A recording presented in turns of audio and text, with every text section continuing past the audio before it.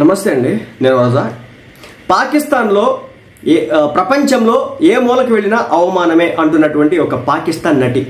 అంటే ఒక దేశానికి సంబంధించి ఎంత వాల్యూ అందని చెప్పడానికి ఆ పాస్పోర్ట్ అనమాట.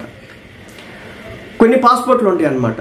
అవి స్విట్జర్లాండ్కి సంబంధించి కావచ్చు, యూఎస్ పాస్పోర్ట్ కావచ్చు, యూకే పాస్పోర్ట్ కావచ్చు, జర్మనీ పాస్పోర్ట్ కావచ్చు. వీటి ఎంత పవర్ ఉంటుందంటే వాళ్ళ దేశస్తులు వేరే దేశాలకు ఎక్కడ వెళ్తే వాళ్ళని ఎక్కువసేపు వాళ్ళని క్వశ్చన్స్ వేసి ఇసిగించరు, టక్కుని పంపించేస్తారన్నమాట. కానీ పాకిస్తాన్ నుంచి గనక ఏ దేశానికి వెళితే, అది యూకే కావచ్చు, యుఎస్ కావచ్చు, లేదంటే మరే దేశానికి వెళ్తే గనక క్వశ్చన్లతో చంపుతారు, టెర్రరిస్టులా చూస్తారు.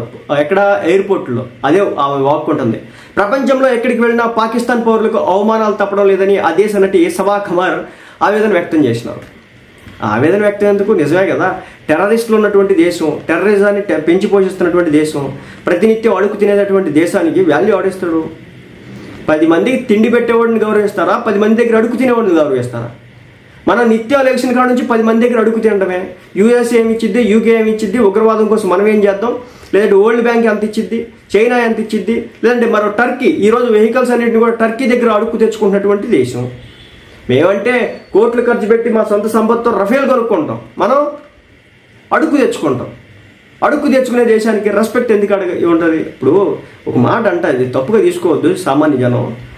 ఒక బిజినెస్ మ్యాన్కి సమాజంలో రెస్పెక్ట్ ఎలా ఉంటుంది, ఒక బెగ్గర్కి సమాజంలో రెస్పెక్ట్ ఎలా ఉంటుంది? బిజినెస్ మ్యాన్ అంటే భారతదేశం, బెగ్గర్ అంటే పాకిస్తాన్. మన దేశం ఈ రోజున వరల్డ్ లీడర్స్ అందరూ కలిసినప్పుడు భారత్కి ఇచ్చేటువంటి రెస్పెక్ట్ ఎలా ఉంటుంది? ప్రపంచ దేశాలన్నీ భారత్ని ఈ రోజున ఎలా చూస్తున్నాయి, కానీ పాకిస్తాన్ ఎలా చూస్తున్నాయి? అదే కొట్టుకొని వస్తుంది. ఓ మూవీ షూటింగ్ కోసం జార్జియాలోని టిబిలిసీకి వెళ్ళాం. అక్కడ ఎయిర్పోర్ట్లో భారతీయులను పంపేశారు, కానీ నా పాస్పోర్ట్ చూసి నన్ను ఆపేశారు. అది భారతీయులకి రెస్పెక్ట్ అలా పెరుగుతుంది ప్రపంచ దేశంలో. ఎన్నో ప్రశ్నల తర్వాత కానీ నన్ను వదలలేదు. మా దేశంలో పాకిస్తాన్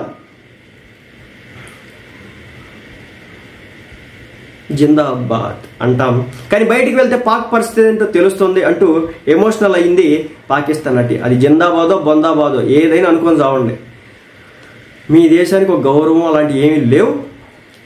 ఎవడో కూడా మిమ్మల్ని దేకడం, మిమ్మల్ని బెగ్గర్ కంట్రీగాని చూడడం జరుగుతుంది. కాబట్టి అక్కడికి వెళ్ళి అవమానాలు.